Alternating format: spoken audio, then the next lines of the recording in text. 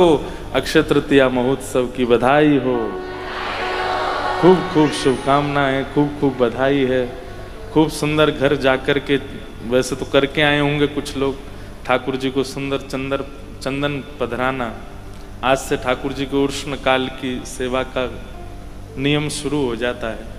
ठाकुर जी बढ़िया चंदन धारण करते हैं। हमारे ब्रज में तो कई ठाकुर चंदन की ही पोशाक पहनेंगे, पूरे अंग पे ठाकुर जी चंदन धारण करते हैं। ठाकुर जी को कोई भी वस्तु पधराने का अभिप्राय क्या होता है?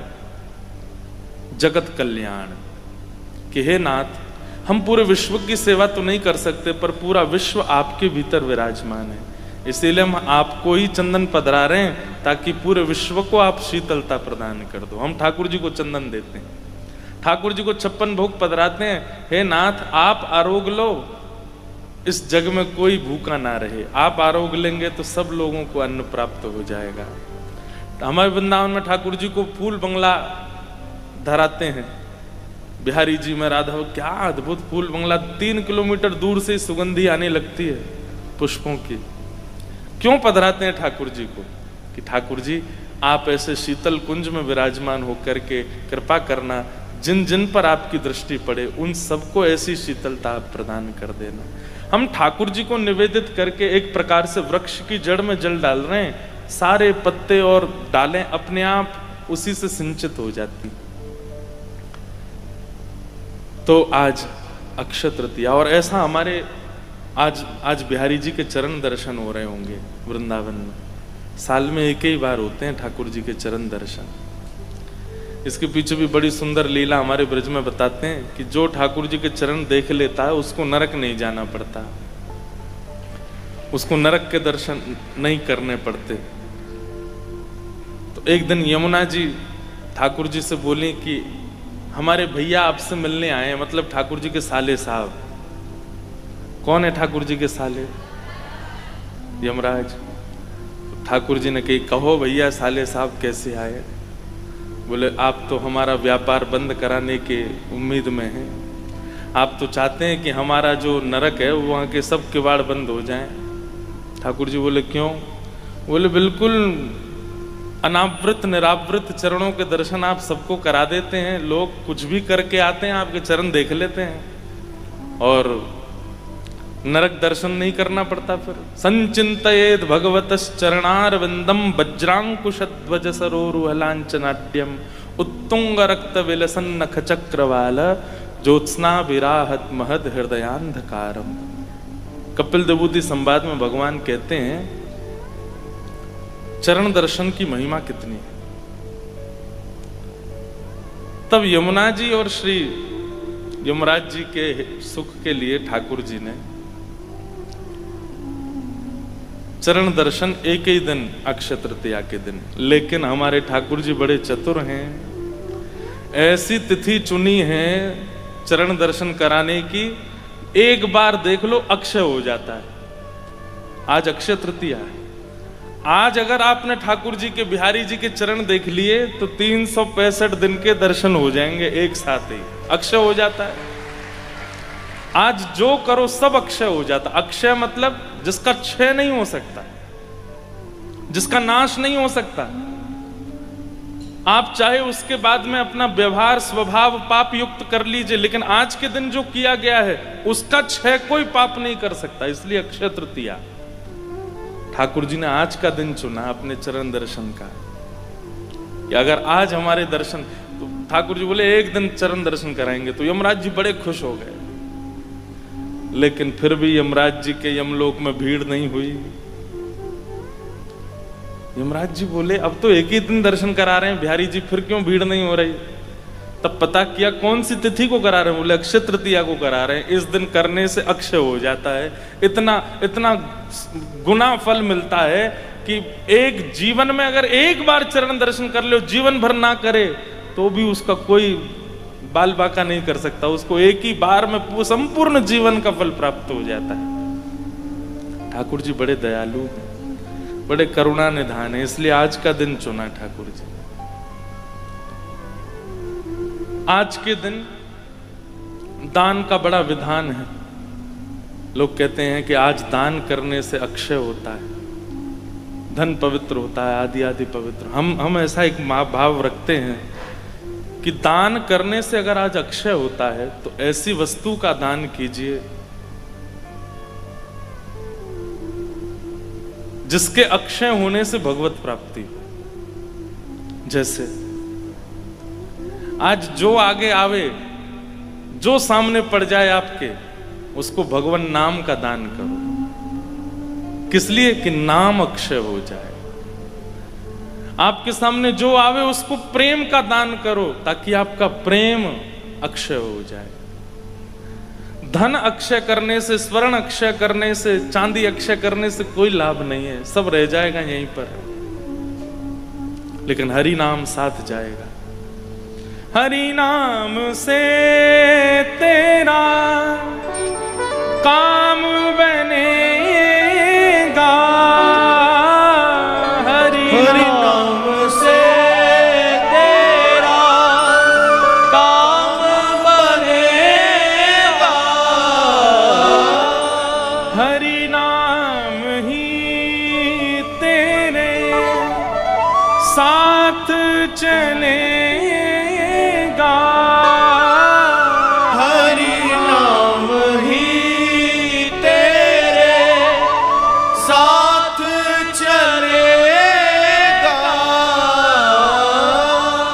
हरि नाम लेने वाला, हरि नाम लेने वाला, हरि नाम गाने वाला, हरि नाम गाने वाला, हरि का है प्यारा, हरि का भजन करो, हरि है हमारा, हरि का भजन करो, हरि है हमारा। आज हमको अक्षय तृतीया पे ऐसे सुंदर कोरस वाले मिल गए। हमारे साथ महाराज जी गा रहे, अक्षय हो गया महाराज जी। अब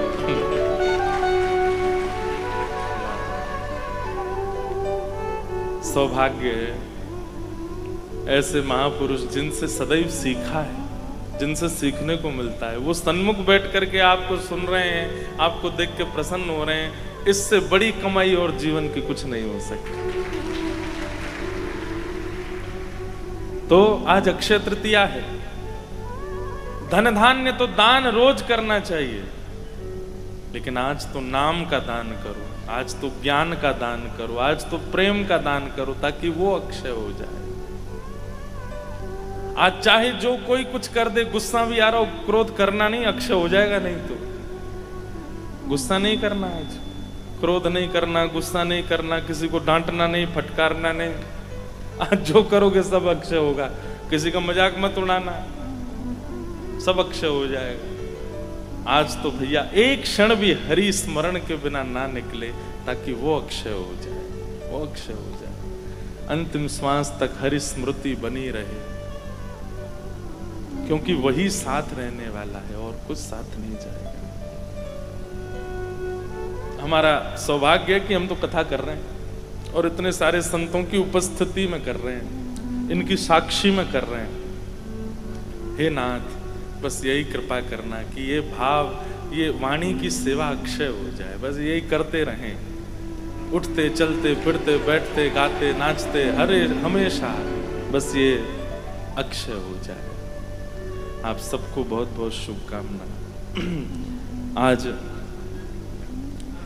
श्री रैदास जी महाराज, रैदास जी के चरित्र में ऐसा भाव आता है महाराज जी कि जब उनको ठाकुर जी प्राप्त हो गए और उनकी सेवा करते थे तो रैदास जी खूब भ्रमण करते थे, सब जगह धाम जाते थे, सब जगह दर्शन करते थे। ठाकुर कभी बद्रीनाथ गए, कभी द्वारिका गए, तो तीर्थों में ही भ्रमण करते रहते थे। लेकिन जब से उनके ठाकुर जी की सेवा विराजमान हुई घर में, तो सब जगह ठाकुर जी को ले जाना संभव नहीं हो पाता, प्रसाद और शुद्धि की व्यवस्था नहीं हो पाती थी। तो रैदास जी क्या करते, अपने ठाकुर जी को तैयार करते और तैयार करके मन विचार करते, जय जय आज कहाँ चलोगे घूमबे, चलो आपको बद्रीनाथ दर्शन करा लाते हैं। तो अपनी कुटिया की एक खिड़की के ऊपर लिख देते थे श्री बद्रीनाथ धाम, और अपने ठाकुर जी की चौकी उठाते, 2-4 बार बीच में घुमाते और श्री बद्रीनाथ धाम में ले जाके, ओ हो बद्रीनाथ आ गए, क्या ठंडी बिहार चल रही है ठाकुर जी, देखो बर्फीले पहाड़ चारों ओर, अलकनंदा जी बह रही हैं, कितना सुंदर लग रहा है। आज पूरे दिन बद्रीनाथ में विराजे। उस दिन सामग्री भी वो बनती थी जो शीतकाल में पाई जाती है, शीतकाल की सामग्री, ठंडी सामग्री नहीं। स्वेटर पहन करके घूम रहे हैं, शॉल ओढ़ रखी है, ठाकुर जी को भी शॉल पहना रखी। जेठ के महीना में भीषण गर्मी है बाहर कुटिया के, लेकिन भीतर तो महाराज उनका बद्री, और इसका ऐसा उनके साथ में प्रभाव होता था, कभी कभी भयंकर ग्रीष्म ऋतु में गांव के लोगों को सर्दी लगने लगती, कांपने लग जाते। बोले क्या करें, बोले जून जुलाई का महीना, जेठ का महीना चल रहा है, इतनी सर्दी क्यों। जरूर रैदास जी अपने ठाकुर जी को केदारनाथ ले गए होंगे आज, इसलिए पूरे गांव में सर्दी आ गई है आज। उनके ठाकुर जी की जहां स्थिति होती थी वैसी स्थिति पूरे गांव की होने लग जाती थी। हम कह रहे हैं गांव की तो नहीं होगी, लेकिन अगर कोई एक भक्त जोधपुर में ऐसा हो जाए, सब उसके घर के बाहर, भैया आज तू एक काम कर, बद्रीनाथ का चिंतन कर ले, बहुत गर्मी पड़ रही है बाहर, पूरे जोधपुर में लेकर हवा तो चल जाए। स्मृति भक्ति में, स्मरण भक्ति में ये सामर्थ्य है कि आप जो स्मरण करेंगे वो आपके तन के साथ घटने लगेगा। इसी को हमारे वृंदावन में महाराज जी मानसी भक्ति कहते हैं, जहां हमारे ब्रज के निकुंज उपासी संत वैष्णव जन नेत्रबंद करते हैं, और नेत्रबंद करते ही ध्यान करते हैं, सुंदर सघन कुंज है, यमुना जी बह रही हैं, आहा सुंदर मोगरा के इत्र डारे गए हैं रज में, खस के इत्र लगाए गए हैं रज में, ऐसी सुगंधी आ रही है। कुंज निकुंज में सुंदर मोगरा के पुष्पों से सजावट की गई है, ठाकुर जी का रत्न जटित सिंहासन विराजमान है, उस पर चंदन के छींटे पड़े हैं। प्रिया प्रियतम दोनों ऐसी पीतांबरी नीलांबरी पहन करके, पामन में नूपुर धारण करके मधुर चाल से चलते आ रहे हैं, छत्र चमर लेकर के सखियां चल रही हैं। और हमारी सेवा क्या है, बोले हमको आज ठाकुर जी ने सेवा दी है, दूर खड़े है कि पंखा जलो, हम पंखा जल रहे हैं और ठाकुर जी हमारी सेवा स्वीकार कर रहे हैं। आप निश्चित मानिए, हमारे ब्रज के जो संत मानसी सेवा में जाते हैं, जब वो चिंतन करते हैं और चिंतन करते ही उनके भाव में आता है कि यहाँ रज में आज मोगरा का इत्र है, वो जिस कक्ष में बैठे होते हैं वहां अपने आप मोगरा की सुगंधी आने लग जाती है। वो यदि विचार कर लेते हैं कि आज सुंदर आकाश में घनघोर बादल छाए हैं और रिमझिम वर्षा हो रही है, तो भले ही बाहर बादल ना हो, लेकिन उनके वस्त्रों पर, उनके मुखार बिंद पर, उनके केश पर छोटे छोटे बिंदु प्रकट हो जाते हैं, मानो जैसे सच में वर्षा हो रही हो। स्मरण भक्ति सामान्य नहीं है।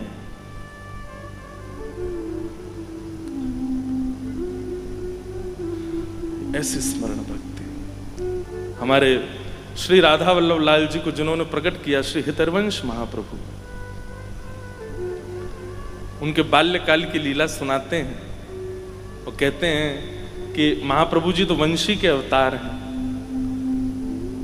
तो जब आपके पूज्य पिताजी महाराज अपने ठाकुर की सेवा करते थे, तो छोटे से श्री महाप्रभु जी, हितरवंश महाप्रभु, दूर खड़े होकर के देखते थे। उनकी इच्छा होती थी कि मैं भी सेवा में जाऊं, लेकिन छोटा बालक जानकर के पिताजी दूर रखते थे, लड़ते थे पिताजी से, मुझे भी सेवा का अवसर दीजिए। कभी जिज्ञासा करते थे, मुझे भी सेवा करनी है ठाकुर जी की। तो उनके पिताजी दूर की सेवा देते थे, समीप की सेवा नहीं। दूर की सेवा कैसे? बोले तुम पंखा जला करो दूर खड़े होकर के ठाकुर जी को। कभी कहते ठाकुर जी झूला पे विराज रहे, ये लो डोर पकड़ो, दूर से झुलाते रहो ठाकुर जी को। और जितनी सेवा मिलती थी महाप्रभु जी उसमें बड़े प्रसन्न होते, चलो जो मिले मिल तो जाए। एक दिन महाप्रभु जी ठाकुर जी को झूला झुला रहे थे, छोटे स्वरूप में, और झुलाते झुलाते झुलाते झुलाते उनके नेत्र बंद हो गए, और नेत्र बंद होते ही वो तो निकुंज में प्रवेश कर गए, और निकुंज में एक सखी रूप, वंशी अली का रूप धारण कर लिया। और वहां पर क्या देख रहे हैं कि स्थिर स्थूल मूर्तिमंत ठाकुर जी नहीं है, प्रकट ठाकुर जी हैं। अपने हाथ भी हिला रहे हैं, अपने पाम भी हिला रहे हैं, अपने नेत्र भी मटका रहे हैं, किशोरी जी के गले में गलवैया देकर के खूब सुंदर सघन कुंज में विहार कर रहे हैं। आहा, ठाकुर जी के रास विहार का दर्शन करने लगे। बहुत सुंदर एक पद है, आ तो राय स्मृति में, बस एक स्वर दीजिए। आज गोपाल रास रस खेलत, आज गोपाल रास रस खेलत। श्री हितरवंश महाप्रभु का पद है।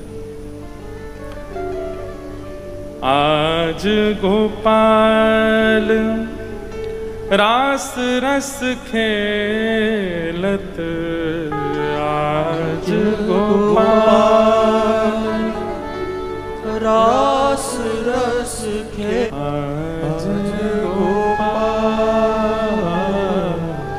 आज गोपाल। हित हरिवंश मगन मन श्यामा।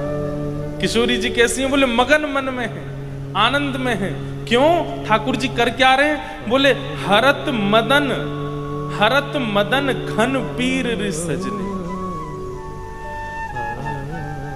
सबके चित्त के काम पीड़ा का नाश कर रहे हैं ठाकुर जी अपने नृत्य के द्वारा। अरे भाई, कोई सुंदर श्रृंगार करके आवे, वस्त्र आवरण धारण करके आवे, उसके प्रति इच्छा प्रकट करते हैं, पर ठाकुर जी तो ऐसा नृत्य करते हैं रास में कि उनके रूप लावण्य को देख करके चित्त में जो काम पीड़ा है वो भी नष्ट हो जाती है। ऐसे ठाकुर जी यमुना तट पर रास कर रहे हैं। अब ये क्या है? प्रत्यक्ष में तो हितरवंश महाप्रभु झूला झूला रहे हैं ठाकुर जी को, लेकिन नेत्रबंद हो गए और मन से स्मृति किसकी कर रहे हैं कि ठाकुर जी तो रास विहार कर रहे हैं, और मैं भी एक वंशी अली गोपी हूं, ठाकुर जी के साथ रास कर रही हूं। स्थिति ऐसे होने लगी कि झूला झुलाते झुलाते श्री महाप्रभु जी को प्रश्वेत के बिंदु प्रकट होने लगे, क्योंकि नृत्य कर रहे हैं तो नृत्य में पसीने आ रहे हैं। हाथ से डोर छूट गई ठाकुर जी की, बस हाथ धीमे धीमे चल रहा है, डोर छूट चुकी है। अब इतनी सुंदर लीला है महाराज।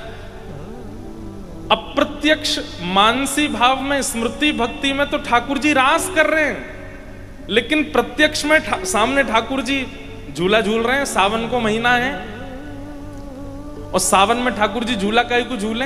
क्योंकि सावन में हवा नहीं चलती, घनघोर बादल छा जाते हैं तो उमस जैसी होती है, इसलिए सखियां झूला झुलाती हैं ताकि ठाकुर जी को हवा लगे, ठाकुर जी को सुख मिले।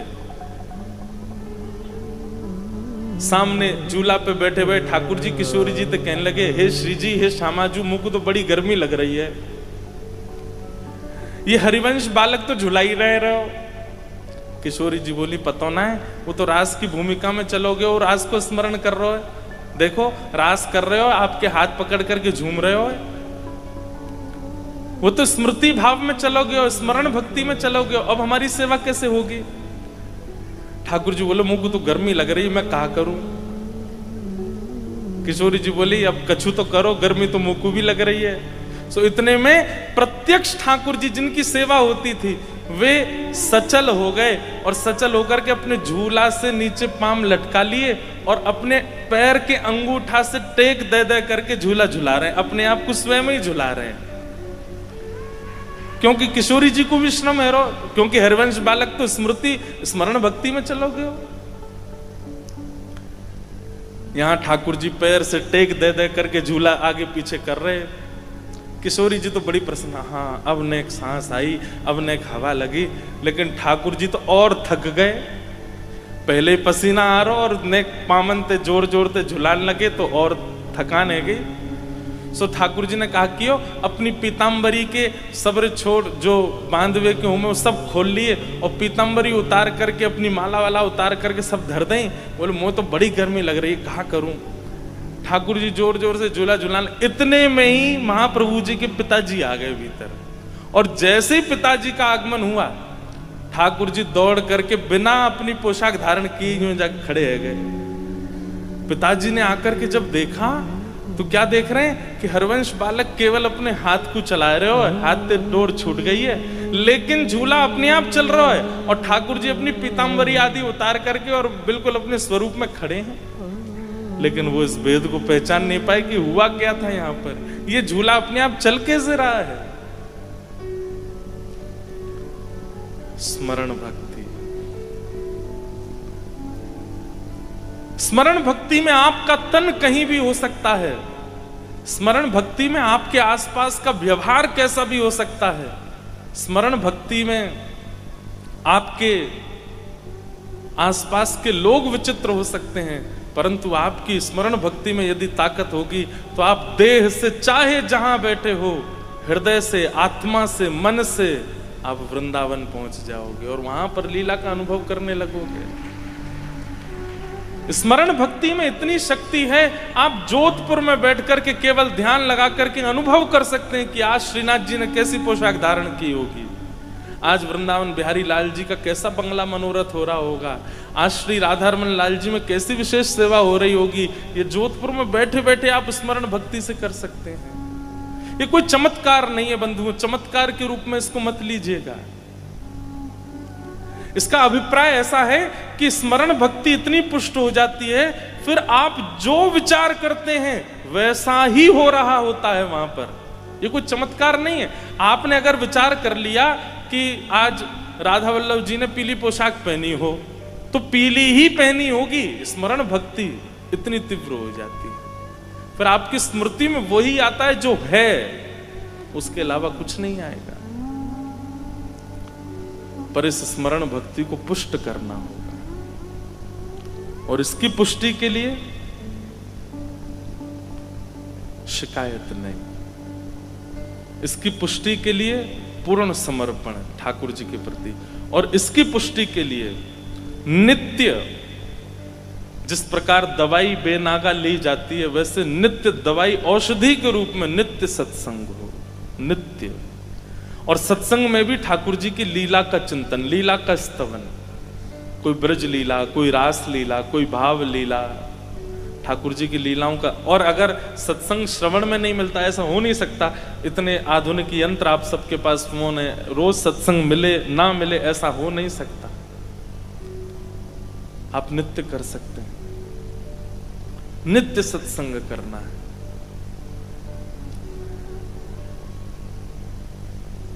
ये तीन कार्य, सत्संग, समर्पण और बिना शिकायत के, बिना अर्जी के, बस जैसे राखो तैसे रहूं, जैसे राखो तैसे रहूं। फिर जैसी स्थिति परिस्थिति व्यवस्था वो स्वीकार। तीसरा स्थिति कह दूं तो स्वीकारीकरण, जैसी व्यवस्था अवस्था मिल जाए वो स्वीकार है। इन तीनों से स्मरण भक्ति पुष्ट होती है। अच्छा, एक स्मरण भक्ति का हमारे ब्रज का नियम है, वो और हम आपको थोड़ा कह दें कि जब आप स्मरण में जाते हैं, ठाकुर जी का स्मरण करते हैं, तो अभी आप राधा रमण जी का स्मरण करते हो, राधा वल्लभ जी का स्मरण करते हो, बिहारी जी का स्मरण करते हो, श्रीनाथ जी का स्मरण करते हो, जहां आपकी रुचि उनका स्मरण करते हो। स्मरण में क्या विचार करते हो? मंदिर में ठाकुर जी विराज रहे हैं, ऐसी पोशाक पहनी है, श्रृंगार आदि, इतने मात्र ये प्रारंभिक स्मरण हो सकता है, लेकिन रोज यही स्मरण नहीं करना है। फिर आप उस स्मरण में थोड़ी परिवर्तन लाओ। अब कैसा परिवर्तन? अपने हृदय कुंज में ही एक सुंदर निकुंज बनाओ अपनी मति के अनुसार।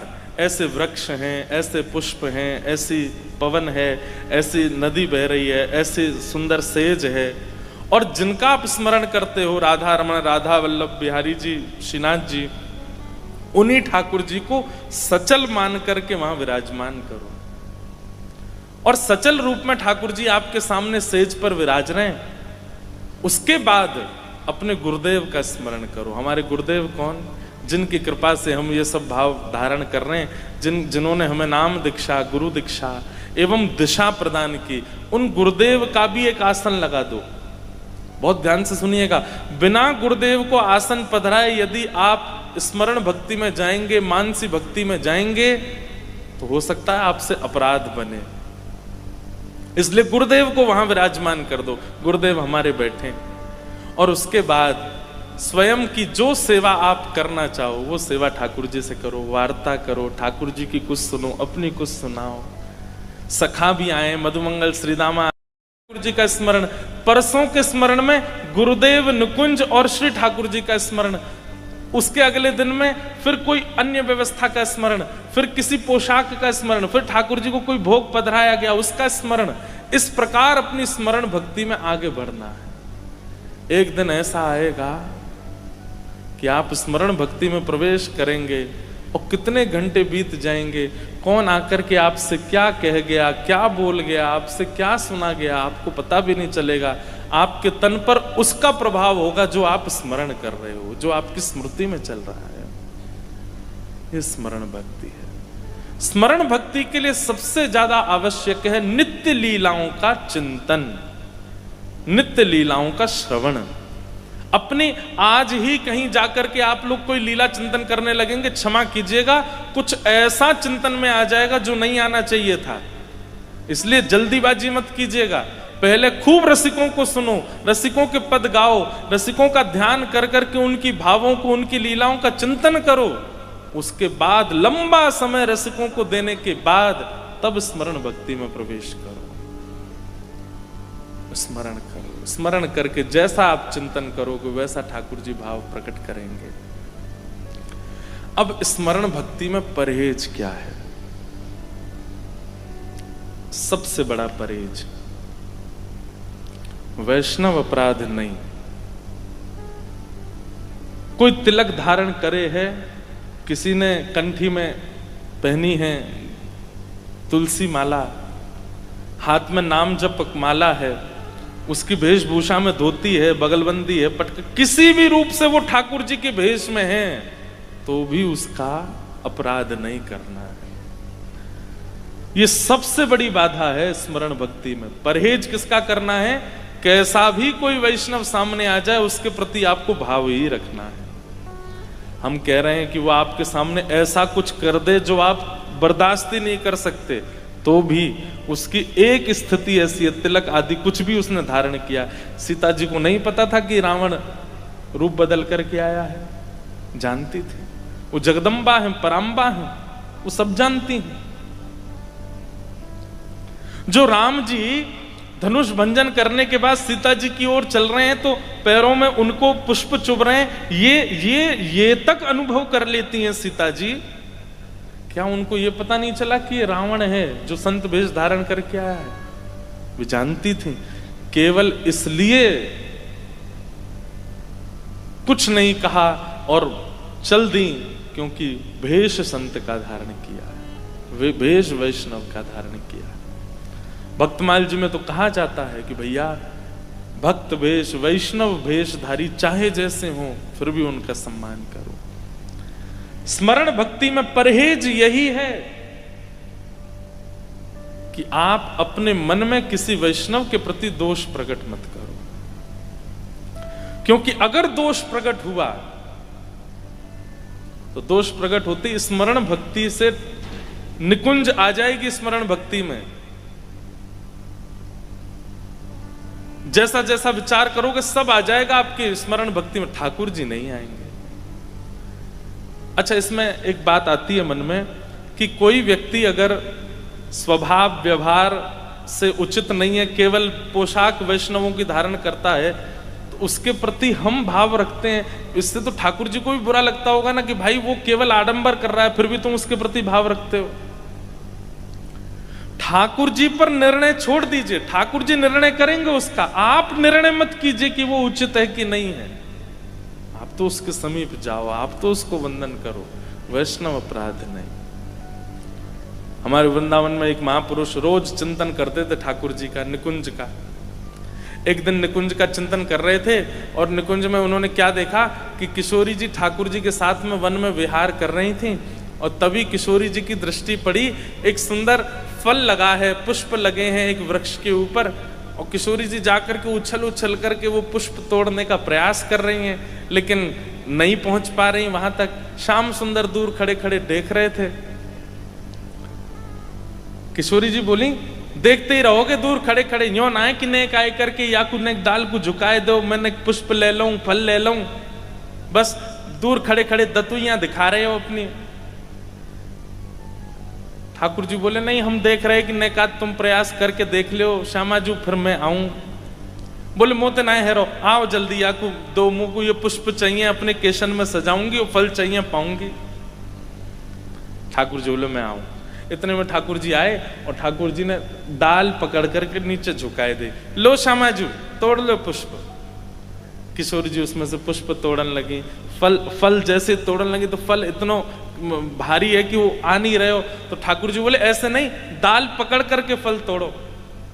तो किशोरी जी ने भी डाल पकड़ी, जैसे ही फल तोड़न लगे इतने में ठाकुर जी ने अपने हाथ से डाल छोड़ दी और किशोरी जी ने कस के पकड़ रखी, तो जैसे ही डाल ऊपर गई किशोरी जी भी बाकी संग में लटक गई ऐसे ऊपर थाड़ी है गई। ठाकुर जी बोले हाँ ऐसे ही रहो, आप ऐसे दिखता रहूंगा। अब ये लीला एक महापुरुष अपने स्मरण में चिंतन कर रहे थे, और जैसे ही ठाकुर जी ने वो डाल छोड़ी और किशोरी जी ऊपर गई, वो महापुरुष जोर जोर से हंसने लगे, अरे श्याम सुंदर तुम्हारी लीला अद्भुत है, अरे लाला जी कहा कर दियो, किशोरी जी हमारी बड़ी कोमल है, तुमने जी कहा कर दियो, डाल पे लटक गई बेचारी, अरे जल्दी नीचे करो। अब वो जोर जोर से हंसे, हंसते हंसते नेत्रों से आंसू आवे। विचार कीजिएगा, इधर देखो, विचार कीजिएगा।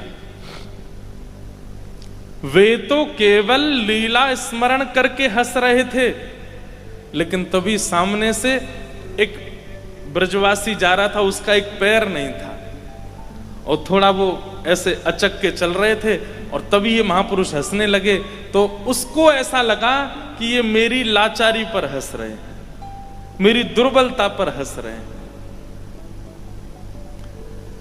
उनके मन में जैसे ये भाव आया, मेरी दुर्बलता पर हंस रहे हैं, इतने में ही उन महापुरुष के चित्त में किशोरी जी ऐसी डाल पे खड़ी हैं और ठाकुर जी नीचे से हंस रहे हैं। बस यही दृश्य दिखते दिखते दिखते ठाकुर जी और किशोरी जी अंतर्ध्यान हो गए। क्यों अंतर्ध्यान हुए? क्योंकि वैष्णव अपराध बन गया। अब वो बाबा इतनी चिंता में आ गए, बोले अरे ये लीला अधूरी कैसे रह गई, ये लीला यहीं पर विश्राम क्यों हो गई, ये आगे लीला का विस्तार क्यों नहीं हुआ। नेत्र बंद करके चिंतन करने लगे, ठाकुर जी से निवेदन करने लगे, हे श्याम सुंदर आप कहां चले गए, किशोरी जी कहां चली गई, आप दोनों अंतर्ध्यान क्यों हो गए।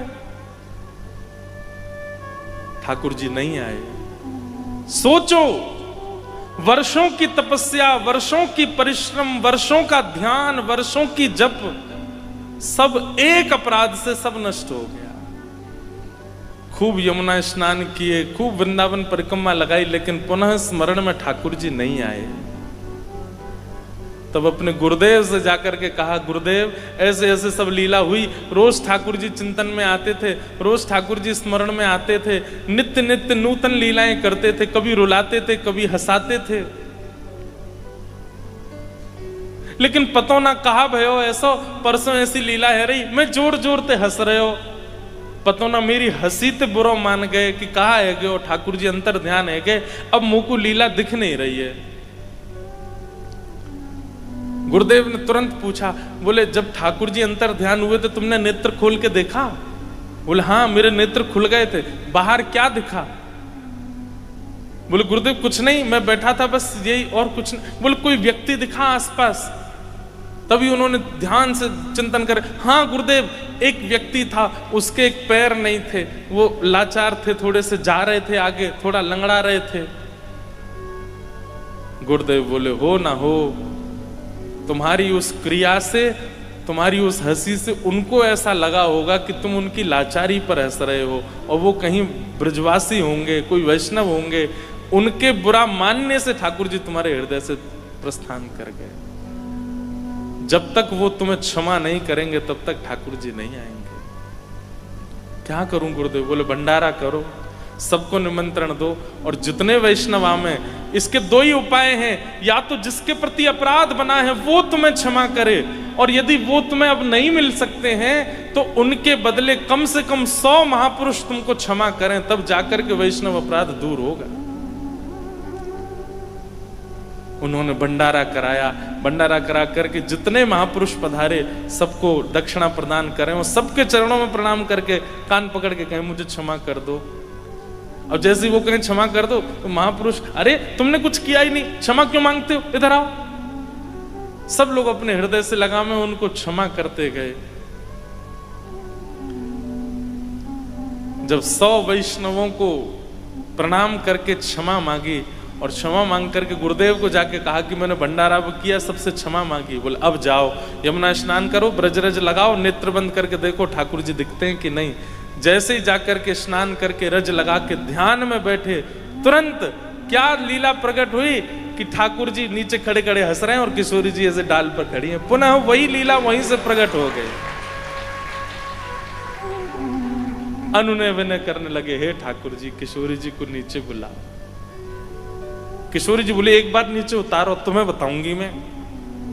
जैसे ही ठाकुर जी ने किशोरी जी नीचे उतारी, अब यहां तो ठाकुर जी डाल पकड़ के नीचे कर रहे थे, किशोरी जी ने देखी दोनों हाथ इनके व्यस्त हैं, इतने में ही यहाँ कमर में बंधी वही वंशी निकाल करके किशोरी जी भाज गई वहां से। अब ठाकुर जी पीछे पीछे डोल रहे, हे श्यामाजू मेरी वंशी दे दो, हे किशोरी जी मेरी वंशी दे दो। या वंशी मोरे प्राण बसत हैं, या वंशी मोरे प्राण बसत, राधे रानी राधे रानी तेरा वंशी मोरे। आहा, वो महापुरुष इतने प्रसन्न हो गए कि अब मेरे चिंतन में पुनः ठाकुर जी आ गए।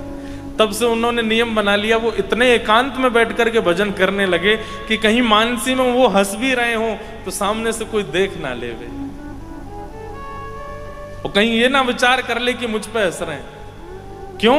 क्योंकि वैष्णव अपराध एकमात्र ऐसा है जिसके कारण आपकी भक्ति की क्षति होती है, आपके भाव की क्षति होती है, आपकी स्मृति की स्मरण की क्षति होती है। पहले आप कथा सुनते थे बहुत मन लगता था, लेकिन आजकल आपको नींद आने लग जाती है। इसका मतलब क्या है? कोई वैष्णव अपराध बना हुआ है आपसे। पहले आपका नाम जप बहुत बढ़िया चलता था, लेकिन आजकल आपको नाम जप में आलस आने लग गया है, ठाकुर जी की सेवा में आलस आने लग गया है। इसका मतलब कोई वैष्णव अपराध बना है आपसे। पहले ठाकुर जी की भोग सामग्री बहुत बढ़िया सिद्ध करते थे, लेकिन अब कभी चीनी ज्यादा हो जाती, कभी नमक तेज हो जाए, कभी मिर्ची तेज हो जाए, कोई वैष्णव अपराध बना है आपसे। इसीलिए सेवा में विघ्न आ रहा है। और सेवा में विघ्न तो चलो कई बार ऐसे ही आ जाते हैं, पर आपकी स्मरण भक्ति में यदि विघ्न आ रहा है तो इसका मतलब है कोई वैष्णव अपराध आपसे बना है। इसलिए स्मरण भक्ति का परहेज है, कोई वैष्णव अपराध ना बने। सब वैष्णवों के आगे हाथ जोड़ा करो, सबसे प्रार्थना किया करो, और बोल के जाके नहीं कहना कि हमें क्षमा करो, दूर से ही उनके चरणों में प्रणाम निवेदन करके हमें क्षमा कर दीजिए, हमसे कोई वैष्णव अपराध ना बन जाए।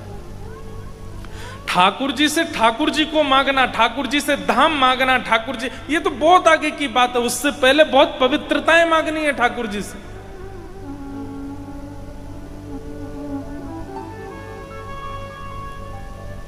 ऐसे भाव। तो स्मरण भक्ति में परहेज क्या है?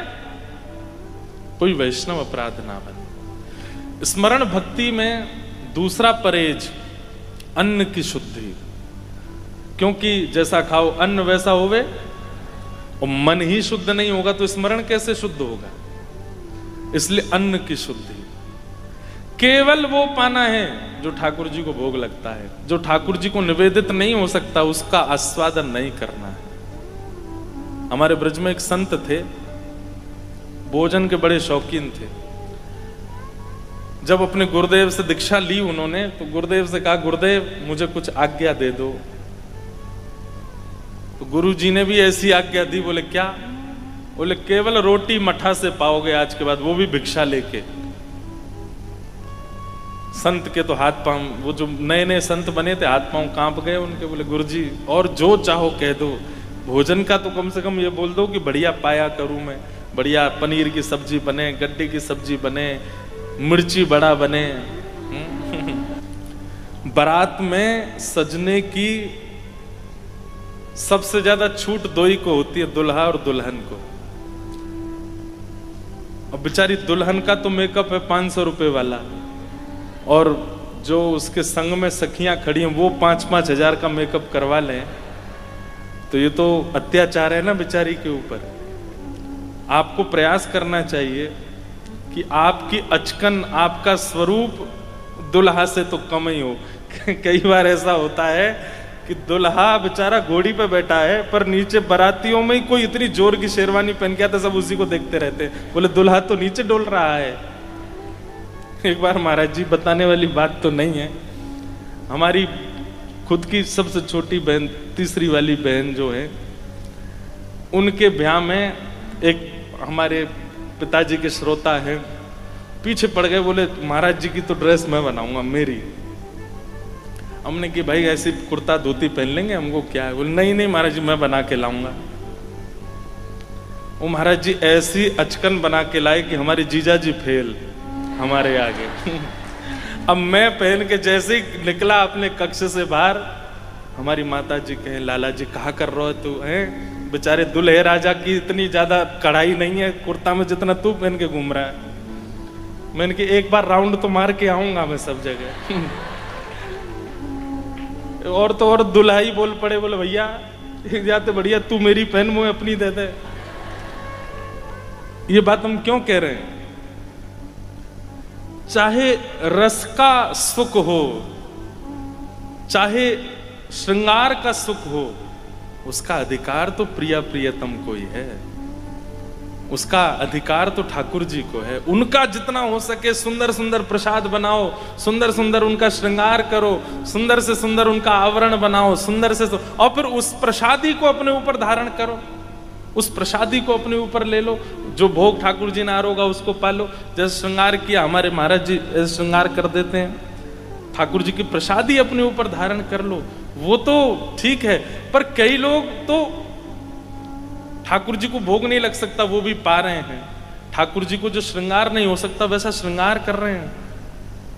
ठाकुर जी को जो वस्त्र आभूषण जितने अच्छे ठाकुर जी को नहीं धराए उतने अच्छे स्वयं पहन के घूम रहे हैं। ये तो फिर ये भक्त का स्वरूप नहीं है। भक्त तो अपने ठाकुर जी को सजा धजा के खिला पिला के मस्त रखता है, स्वयं उनकी प्रसादी ग्रहण करता है। तो स्मरण भक्ति का दूसरा परहेज है अन्न की शुद्धि। वही पाना है जो ठाकुर जी को निवेदित हो सकता है, और जो ठाकुर जी को निवेदित नहीं हो सकता, ठाकुर जी को प्रसादी जिसकी नहीं हुई है, वो सेवन करने का अधिकार आपको नहीं है। यदि आप उसको करेंगे तो माफ कीजिएगा, श्रवण भक्ति, कीर्तन भक्ति, बाकी भक्ति आपकी पुष्ट होंगी, पर स्मरण भक्ति में आप निपुण नहीं हो पाओगे। स्मरण भक्ति की निपुणता के लिए तो अन्न की शुद्धि, वाचो वेगम, अपनी जीव पर थोड़ा सा लगाम लगाइए। और दूसरी बात, जो ठाकुर जी को निवेदित करते हैं हम वस्तु, ठाकुर जी को निवेदित करने से पहले वो वस्तु है, सामग्री है, पर निवेदित करने के बाद वो प्रसाद है। उसके प्रति वो सामग्री बुद्धि नहीं होनी चाहिए कि ये बेसन का लड़ुआ बहुत बढ़िया है, ये मिर्ची बड़ा बहुत अच्छा है, पराठा बहुत अच्छा है। नहीं, वो प्रसाद है। उसके प्रति अन्न और अन्य सामग्री की बुद्धि नहीं होनी चाहिए। इतनी सावधानी रखेंगे तब मन शुद्ध होगा और तब मन में स्मरण भक्ति प्रकट होगी।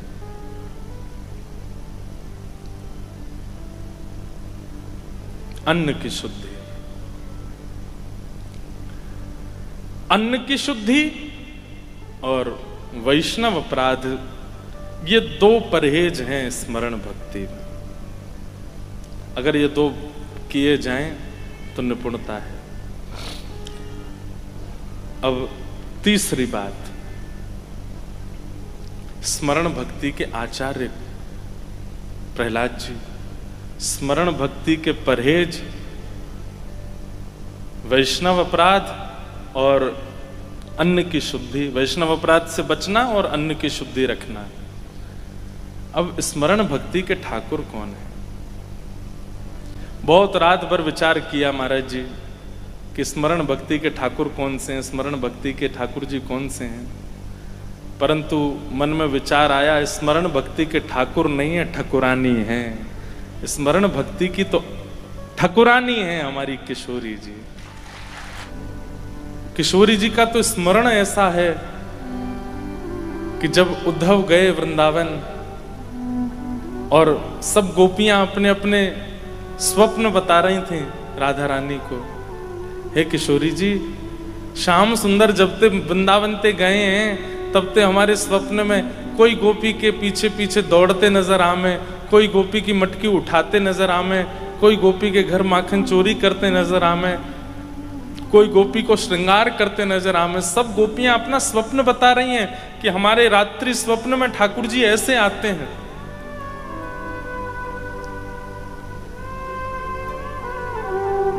गोपियां कहती हैं, हे श्यामाजू, नेक अपने स्वप्न के बारे में बताओ, आपके स्वप्न में ठाकुर जी कैसे आते हैं? किशोरी जी प्रसन्न होकर के और थोड़े मंद मंद मुस्काते हुए कहते हैं, अरे तुम सबरी गोपी कितनी भाग्यशाली हो कि तुम सबके स्वप्न में श्री कृष्ण आवे। पर मैं तो कहा बताऊं, जाद नाते श्याम सुंदर वृंदावन छोड़ के गए, मेरी बैरिणी निद्रा भी उन्हीं के संग चली गई। तुम नींद आती है तो स्वप्न देखती हो, पर मोह तो नींद ही ना आवे। स्मरण भक्ति मतलब वो व्याकुल कर देती है, तब भोजन की इच्छा नहीं रहती, तब पान की इच्छा नहीं रहती, कुछ कहीं जाने की इच्छा नहीं होती, पर हम पा भी लेते हैं, हम खा भी लेते हैं, हम चले भी जाते हैं। इसका मतलब स्मरण भक्ति पुष्ट नहीं। किशोरी जी की स्मरण भक्ति तो देखो, 100 वर्ष बाद जब ठाकुर जी मिलते हैं कुरुक्षेत्र में, तब रुक्मणी जी किशोरी जी का दर्शन करने गई और दूध लेकर के गई हैं।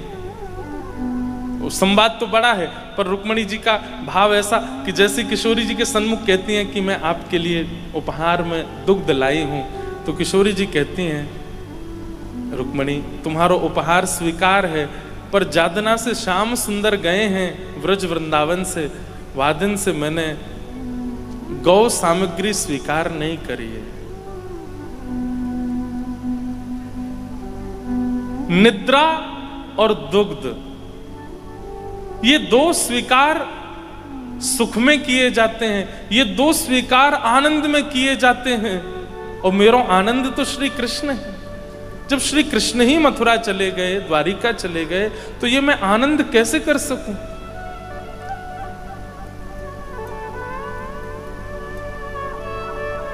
तभी रुक्मणी जी कहती हैं, हे किशोरी जी, ये दूध स्वयं द्वारिकाधीश ने आपके लिए भेजा है। जैसे ही सुनती हैं ठाकुर जी ने भेजा, तुरंत पात्र ले लेती हैं, मुख से लगा करके संपूर्ण दुग्ध का पान, आज 100 वर्ष बाद दुग्ध पान करती हैं, ठाकुर जी ने भेजा। और दूसरा प्रसंग आता है कि जब श्याम सुंदर मिलने के लिए आए ठाकुर जी से, प्रसंग बहुत वृहद हैं और बहुत अद्भुत हैं। मैं ज्यादा उसमें प्रवेश नहीं कर रहा हूं, केवल सांकेतिक रूप से कह रहा हूं। जैसे ही ठाकुर जी आते हैं ना किशोरी जी के शिविर में कुरुक्षेत्र में, तो यहां किशोरी जी बैठी हैं सब सखियों के साथ। ठाकुर जी को वृंदावन से गए 100 वर्ष हो चुके हैं, और तभी सब सखियां बात करती हैं और किशोरी जी से कहती हैं, यहीं कुरुक्षेत्र में द्वारिका के लोगों का शिविर भी लगा है और हमने तो सुनी है आज सूर्य ग्रहण के अवसर पर श्याम सुंदर की पुष्प अर्चन चल रहे हैं, तुलसी अर्चन चल रहे हैं। किशोरी जी प्रसन्न होती हैं, अच्छी बात है, कुछ पुष्प अपने यहां से भी भिजवा दो ठाकुर जी की सेवा में। और अचानक बोलते बोलते किशोरी जी स्तब्ध हो जाती हैं। सब सखियां कहती हैं, श्यामाजू आप कछु कह रही, कहा भयो? किशोरी जी कहती हैं कि अभी व्यार चली और जो हवा आई है ना बाहर से, वाह वायु में श्याम सुंदर के अंग की सुगंधी आ रही है। अरे विशाखा ने जाके देखियो कहीं श्याम सुंदर तो नहीं आ रहे। विशाखा जी बोली, हे लाडली जी आपको तो ऐसी व्यार कितनी बार अनुभव है चुकी हैं, पर हर बार हम देखवे जामे श्याम सुंदर नहीं। अरे उनको तो पुष्प अर्चन चल रहा है, तुलसी अर्चन चल रही, वो कैसे आएंगे यहाँ पे? किशोरी जी कह रही हैं, पर इस बार की सुगंधी पूर्ण रूपेण वैसी है जैसी श्याम सुंदर के अंग की है, एक बार जाके देखना कहीं श्याम सुंदर आ रहे हैं। विशाखा जी जाकर के जैसे ही पर्दा हटाती हैं तो देखती हैं कि श्याम सुंदर चले आ रहे हैं, द्वारिकाधीश किशोरी जी की तरफ आ रहे हैं।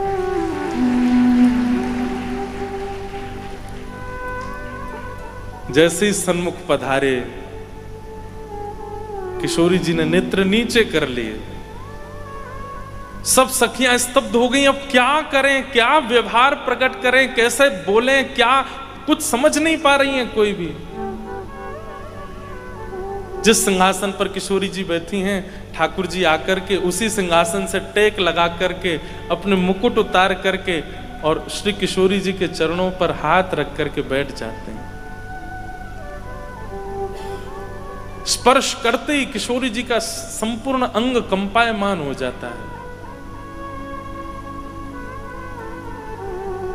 किशोरी जी भी सिंहासन से नीचे आ जाती हैं, ठाकुर जी के बगल में बैठ जाती हैं।